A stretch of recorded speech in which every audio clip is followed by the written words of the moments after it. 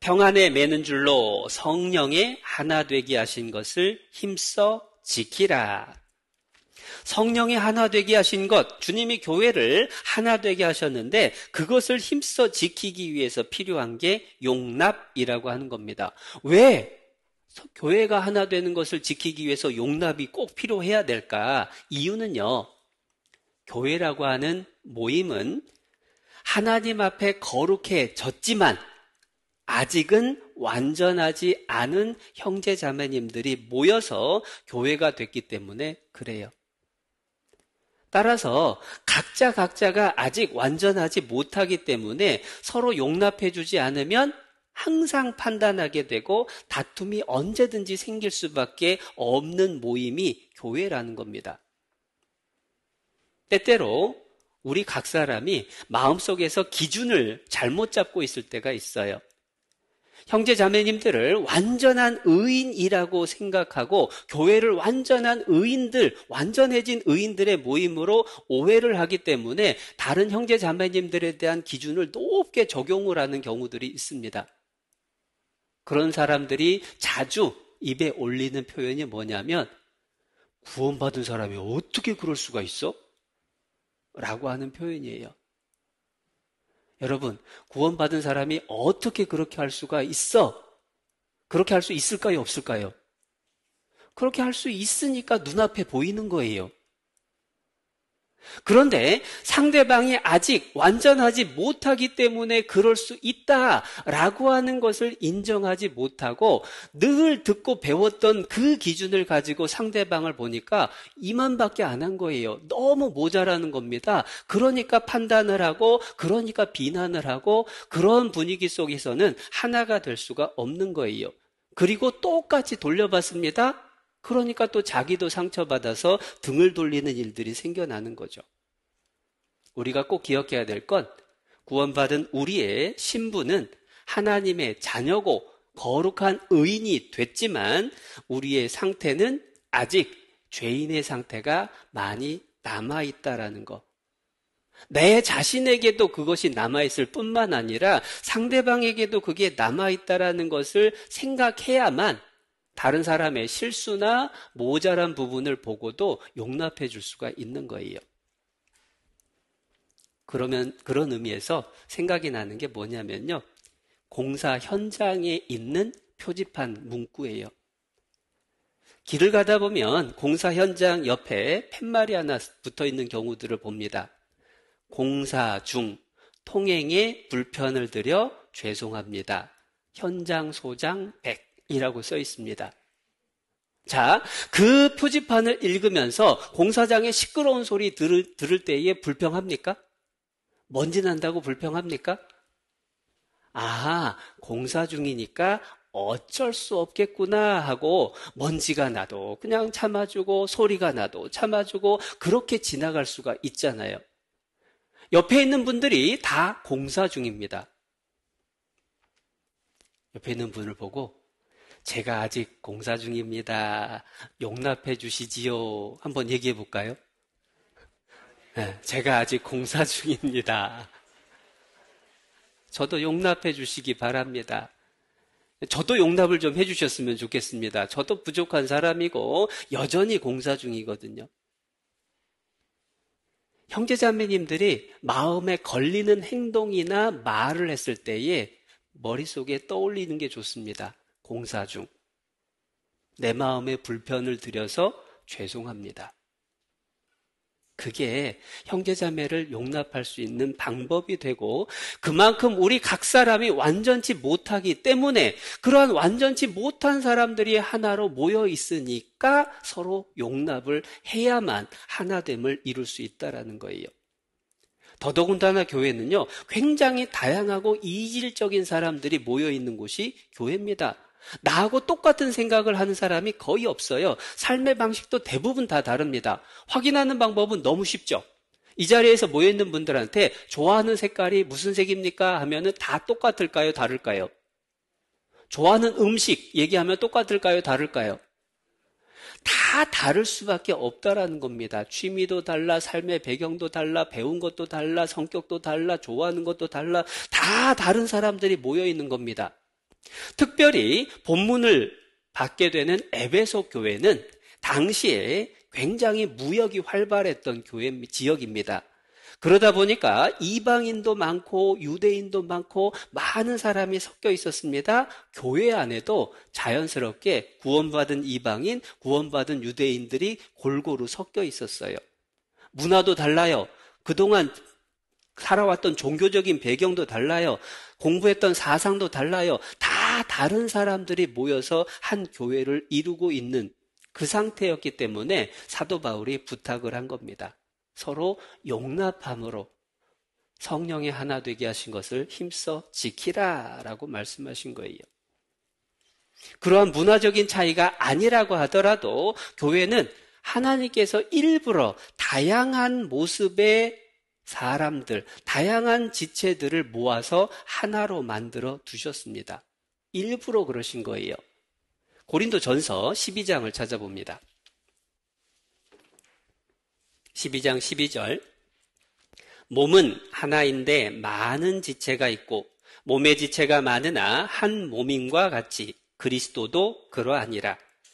우리가 유대인이나 헬라인이나 종이나 자유자나 다 한 성령으로 세례를 받아 한 몸이 되었고 또 다 한 성령을 마시게 하셨느니라. 몸이 하나지만 지체가 정말로 다양합니다. 똑같은 지체가 없다라고 할 정도로 다양한 지체가 모여서 하나가 됐죠. 손가락만 봐도 그렇습니다. 여러분 손가락 5개가 있는데 다 크기가 다르고 모양이 조금씩 차이가 나죠. 만약에 5손가락이 다 똑같은 모습이면 더 좋았을까요? 안 좋았을까요? 어떤 학자는 엄지손가락이 90도로 튀어나와 있기 때문에 사람이 다른 동물과 차이가 생겼다라고 이야기하기까지 합니다. 그 정도로 손가락의 모양이나 크기가 다르다라고 하는 것이 사실은 더 많은 일들을 할 수 있게 해주는 거예요. 생각해 보세요. 5손가락이 다 한 방향이면 젓가락질 어떻게 했을까요? 연필을 어떻게 잡고 썼을까? 참 어려웠을 거다라고 하는 것을 금방 압니다. 우리 몸이 더 많은 일들을 하기 위해서 더욱 다양한 모습의 지체들이 모여서 하나를 이룬 것처럼 교회도 하나님께서 더 많은 일들을 하게 하기 위해서 더 다양한 사람들을 모아서 하나의 교회로 이루게 해주셨다라는 거예요. 서로 다른 모습이 함께 모였기 때문에 시너지 효과가 더 커진다라고 하는 거예요. 그런 의미에서 우리가 나하고 다른 생각을 하고 다른 반응을 하는 형제자매님들을 보면서 불편해할 게 아니라 필요해서 저분을 교회 안에 하나님이 불러주셨구나, 합력하라고 하나 되도록 하나님이 불러주셨구나 라고 하는 것을 기억해야 돼요. 더더군다나 우리가 잊지 않아야 될 사실이 있습니다. 그게 뭐냐면요, 하나님께서는 모든 은사를 한 사람에게 몰아주지 않으신다라는 거예요.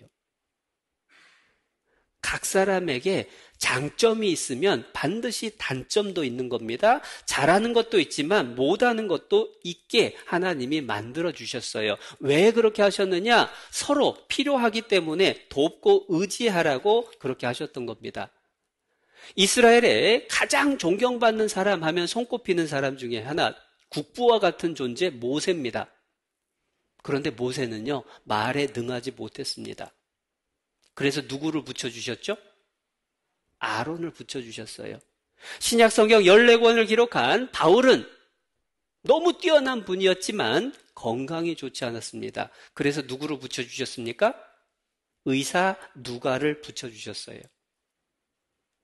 하나님께서는 예수 그리스도 외에 이 세상의 모든 사람은 반드시 부족한 부분을 있게 만들어 주셨습니다. 그래야 서로 의지하고 도울 수 있기 때문에 하나님이 그 필요에 의해서 옆에 있는 형제 자매를 교회 안에 불러주셨다. 고린도전서 12장 21절 보겠습니다. 21절. 눈이 손더러 내가 너를 쓸데없다 하거나 또한 머리가 발더러 내가 너를 쓸데없다 하거나 하지 못하리라. 왜냐? 우리 몸에는 쓸데없는 지체가 하나도 없다라고 하는 겁니다. 구원받은 사람이 교회 안에 붙어 있을 때에는 하나님이 반드시 필요하기 때문에 붙여주신 거예요. 그러니까 어떤 형제자매를 향해서도 판단하거나 비난하거나 때로는 당신 같은 사람 필요 없다라고 하는 그러한 나쁜 생각은 절대로 품어선 안 되는 일이라는 겁니다. 하나님이 필요해서 하나님이 불러주셨다. 그렇기 때문에 하나님이 불러서 하나로 모아주셨으니까 서로 용납해 주는 것은 의무사항입니다. 해도 되고 안 해도 되는 게 아니라 반드시 모든 사람을, 모든 형제 자매님들을 용납하려는 마음이 필요한 거예요. 그래야 더 단단해지고 그래야 더 많은 일들을 할 수 있게 되는 겁니다. 출애굽기 20장도 찾아보겠습니다. 출애굽기 20장 25절 네가 내게 돌로 단을 쌓거든 다듬은 돌로 쌓지 말라. 네가 정으로 그것을 쪼면 부정하게 함이니라.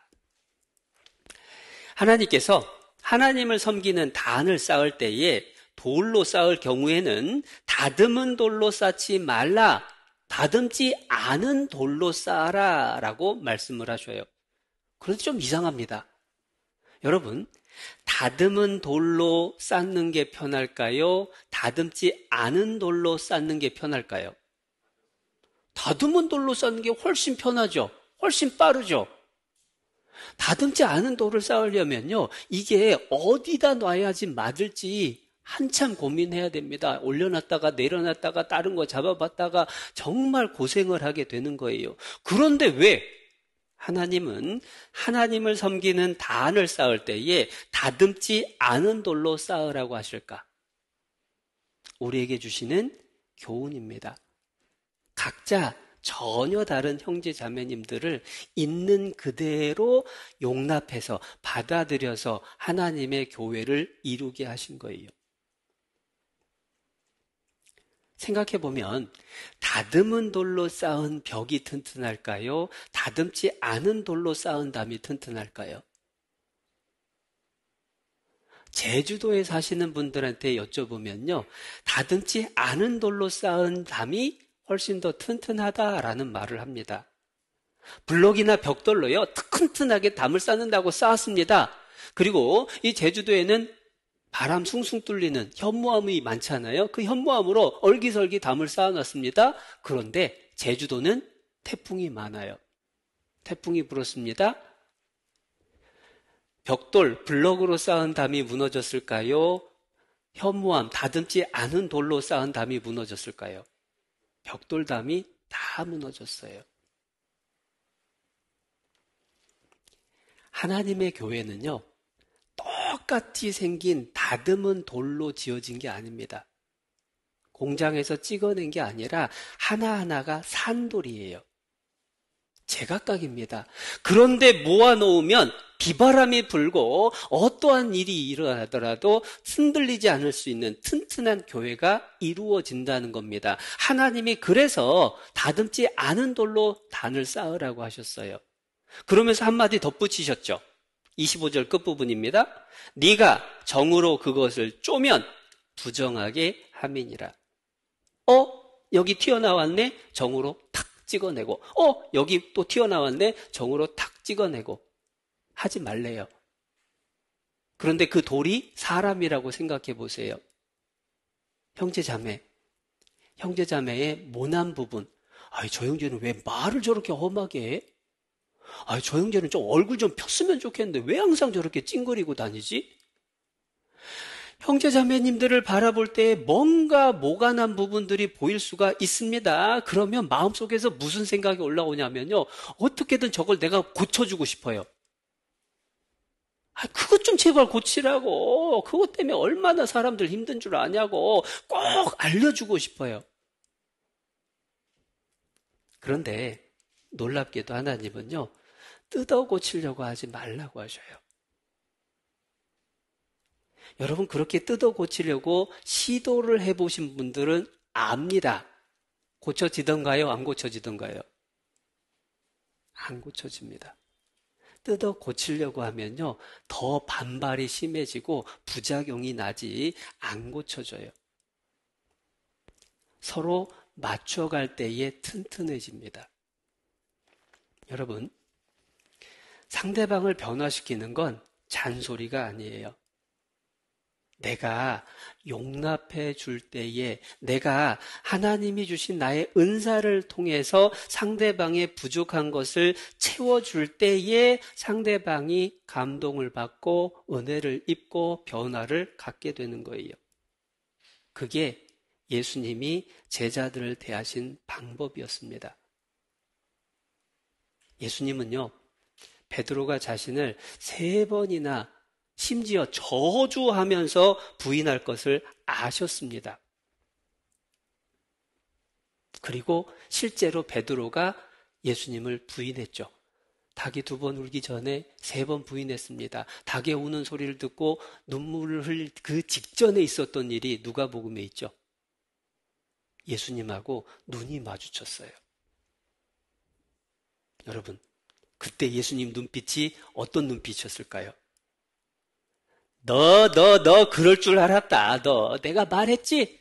으이그, 그런 눈빛이었을까요? 아니면 어떻게 네가 나한테, 너는 나한테 그러면 안 되지. 어떻게 네가 그럴 수가 있냐? 그런 눈빛이었을까요? 그게 아니라 예수님의 눈빛은 우리가 성경을 읽을 때 마음에 와닿는, 떠오르는 장면이 그거예요. 베드로를 향해서 내가 다 안다. 그리고 나는 너를 위해서 기도하고 있었다. 사단이 밀가부르듯 하려고 너희를 청구하였으나 내가 너희가 떨어지지 않도록 기도했다. 그러므로 돌이킨 후에 네 형제를 굳게 해라. 정말로 애틋한 눈빛을 보내셨을 겁니다. 그 눈빛을 바라보고 베드로가 뛰쳐나가서 통곡을 하고 울게 됐어요. 그리고 예수님의 부활 승천 이후에 만났을 때에 완전히 다른 사람이 됐죠.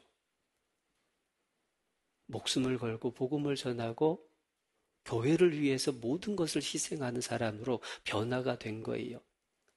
교회의 기둥이 된 그 근본 바탕에 여러 주님의 은혜가 있었지만 주님은 베드로의 실수, 베드로의 배신까지도 다 용납해 주셨다라는 거.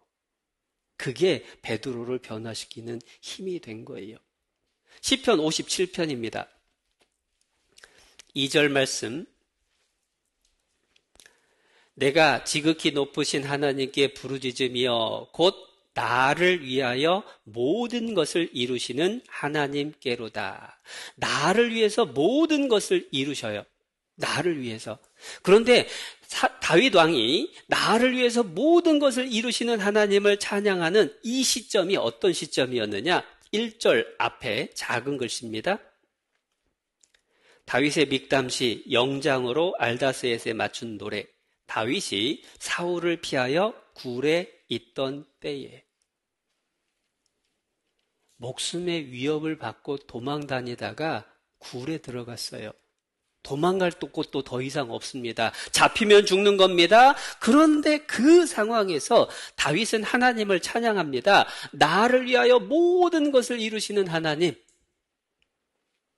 내가 하나님께 기도합니다. 이 상황도 하나님이 주셨잖아요. 그러면 하나님 뜻대로 풀어주세요. 지금 나에게 자녀를 주신 것도, 배우자를 만나게 해주신 것도, 교회 안에 그 형제 자매를 만나게 해주신 모든 것도 다 하나님이 나라고 하는 사람을 위해서 주신 겁니다. 왜 나를 위한 일일까? 사실은요, 그렇게 해서 내가 신앙이 바로 서고 내가 주님과 더 가까워진다면 그게 나를 위한 축복인 거예요.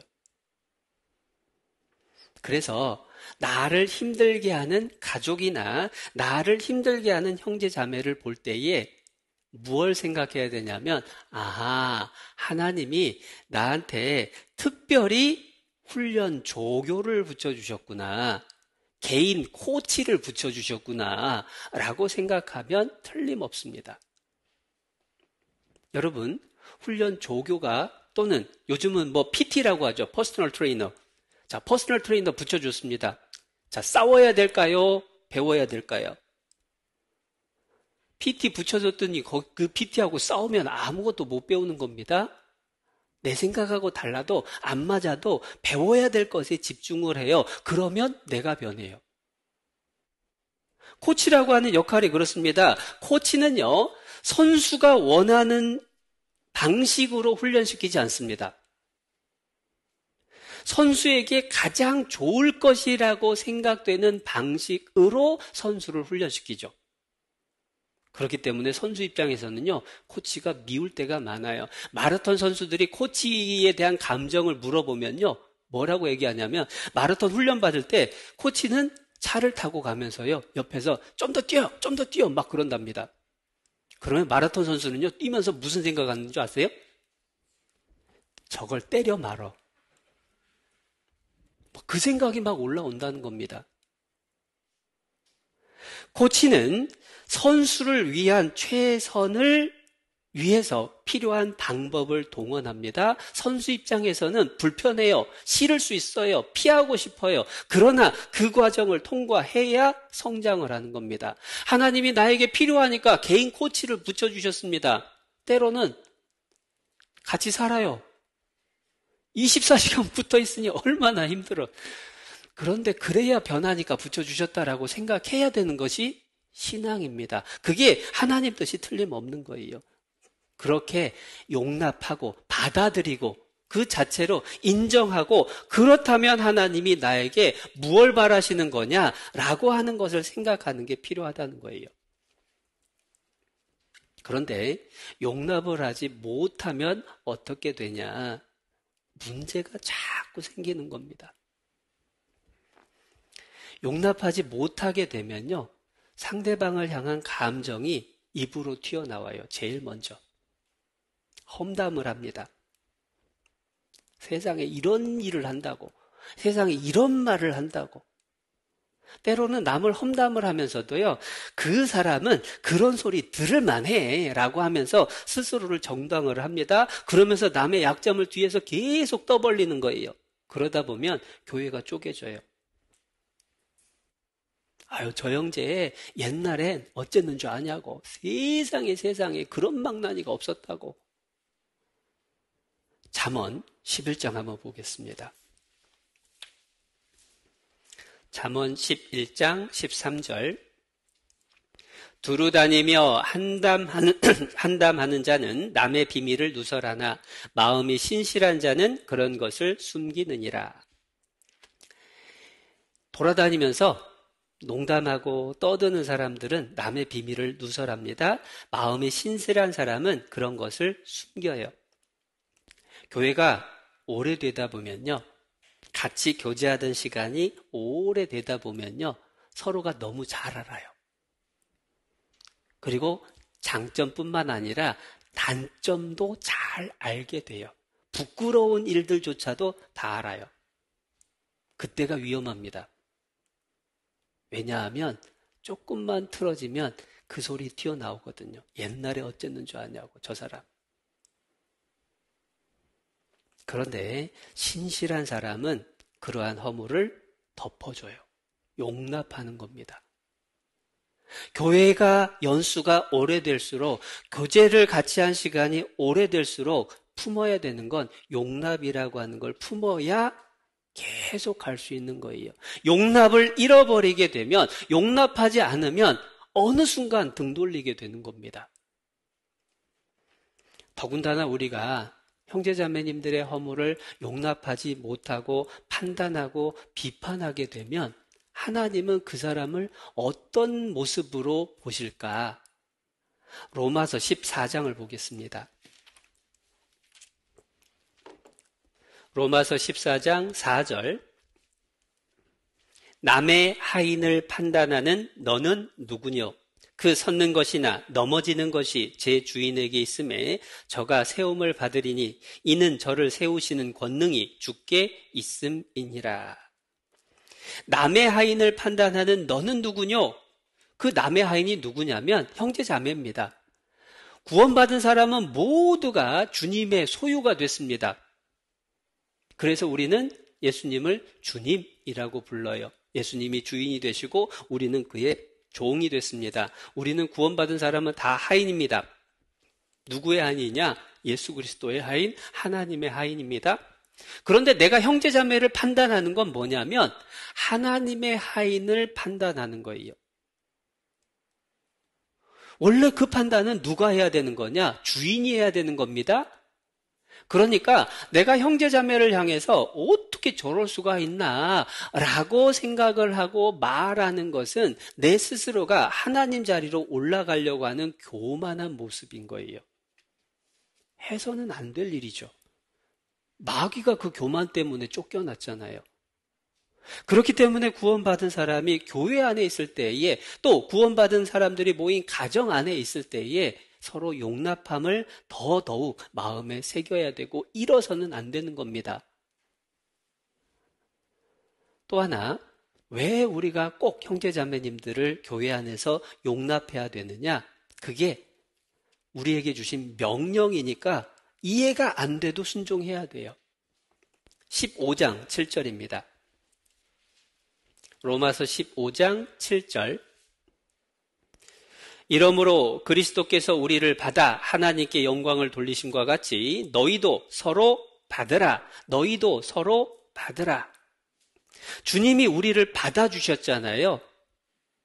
그래서 하나님의 자녀를 삼아주셨습니다. 그러니까 우리도 서로 받아줘야 된다라고 명령하신 거예요. 그런데 주님이 우리를 어떻게 받아주셨는지 사실은 그걸 잊지 않아야 되죠. 주님이 우리를 받아주신 모습이 로마서 5장에 나오죠. 로마서 5장 8절.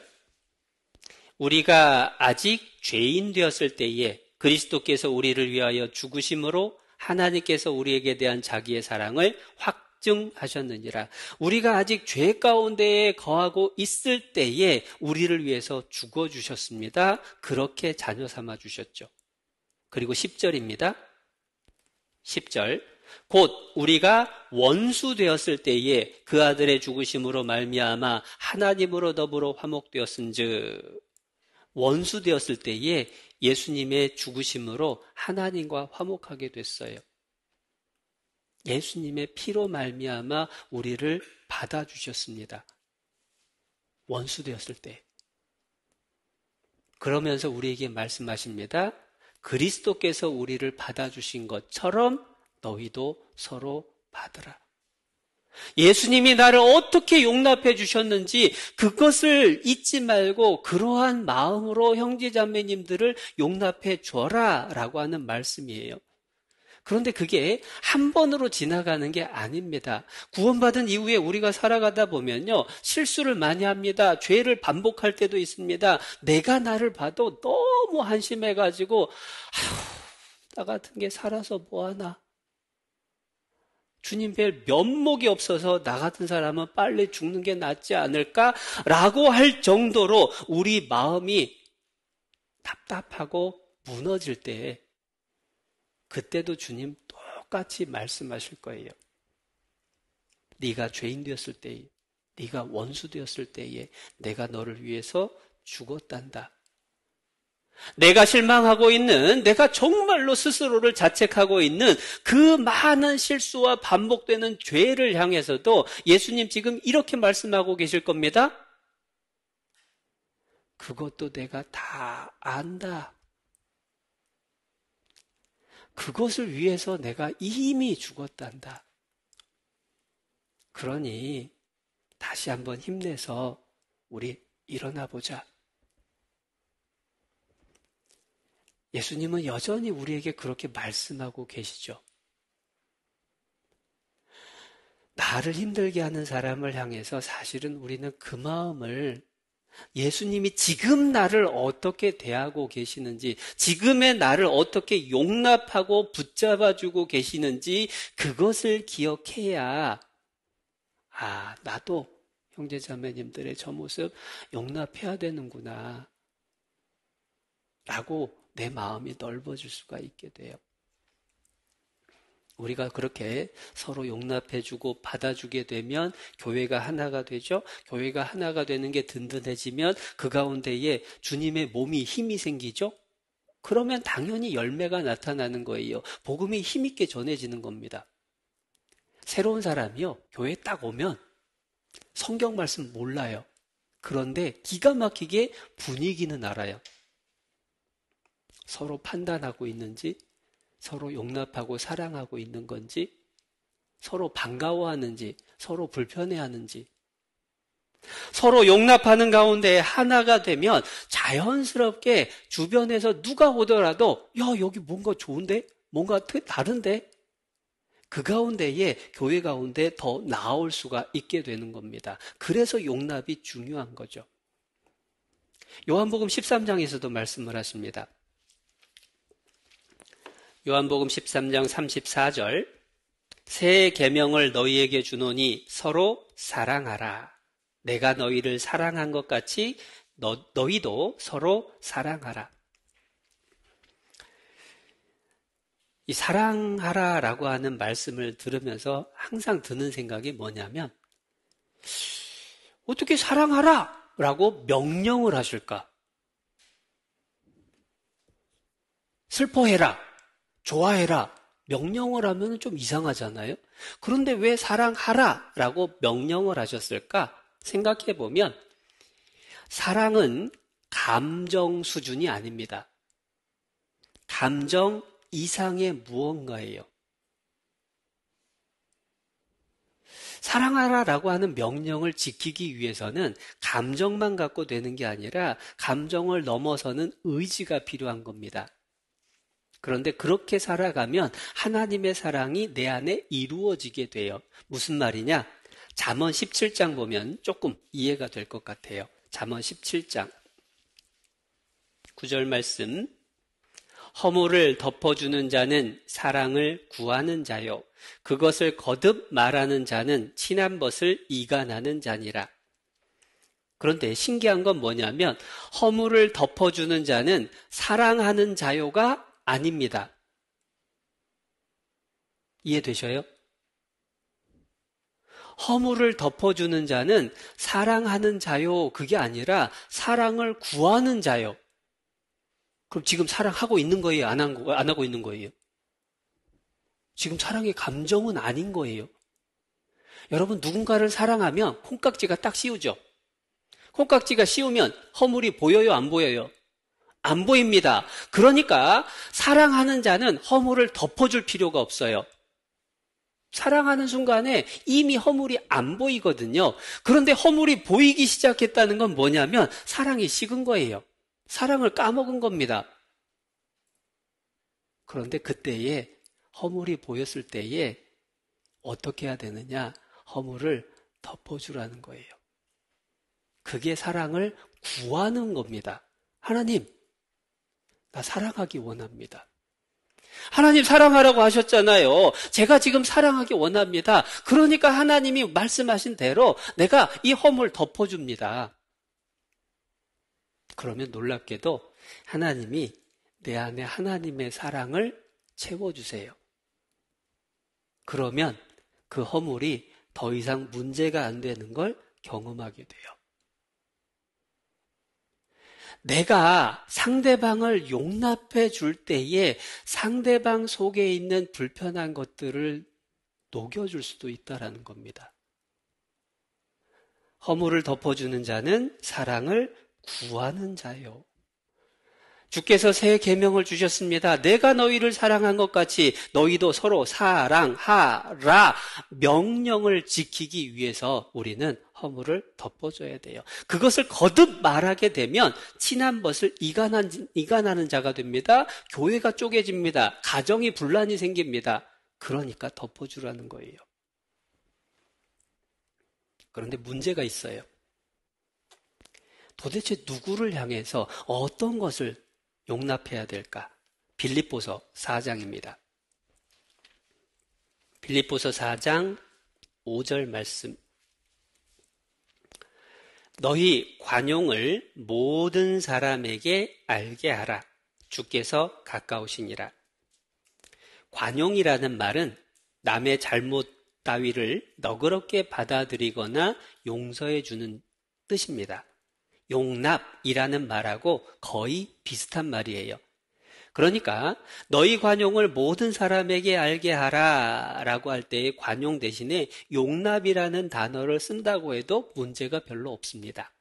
그런데 여기서 기억할 건 너희 관용을 누구에게요? 모든 사람에게입니다. 모든 사람에게. 이 말은 우리에게 착각하지 말라는 거예요. 사람들은요, 자기가 좋아하는 사람들한테 대하는 태도를 보면요, 정말 너그러워요. 정말 용납을 잘해요. 그런데 내가 좋아하는 사람들한테 용납을 잘한다라고 해서, 나는 꽤 용납 잘하는 사람이야. 그런 착각하면 안 된다는 겁니다. 모든 사람을 향해서 관용하라고, 용납할 수 있어야 된다고. 그 모든 사람 속에는 누가 들어갑니까? 불편한 사람. 내 심지를 건드려 놓는 사람, 나와 관계가 불편해지는 사람, 그런 사람들조차도 용납하고 있어야 된다. 그게 아니면 아직 용납을 못 배운 거예요. 또한 착각하지 말라는 겁니다. 너희 관용을 모든 사람에게 알게 하라, 알게 하라. 내가 용납을 하는지 안 하는지를 내 스스로가 내가 참고 있다. 내가 다 그거 덮어줬다. 내가 생각하는 게 중요한 게 아닙니다. 상대방이 저 형제 분명히 속상했을 텐데 그걸 다 덮어주네. 상대방이 알 수 있게 하래요. 그러려면 한 번 덮어줘 갖고는 표가 안 나요. 끝까지 덮어줘야 됩니다. 그래야 상대방도 알게 돼요. 예수님이 자기의 사람들을 사랑하시되 끝까지 사랑하셨습니다. 그래야 제자들이 나중에 알게 되죠. 그런데 물론 쉽지 않습니다. 그러니까 주님께 기도하는 게 더 많이 필요한 것 같아요. 하나님, 제 마음 좀 붙잡아 주세요.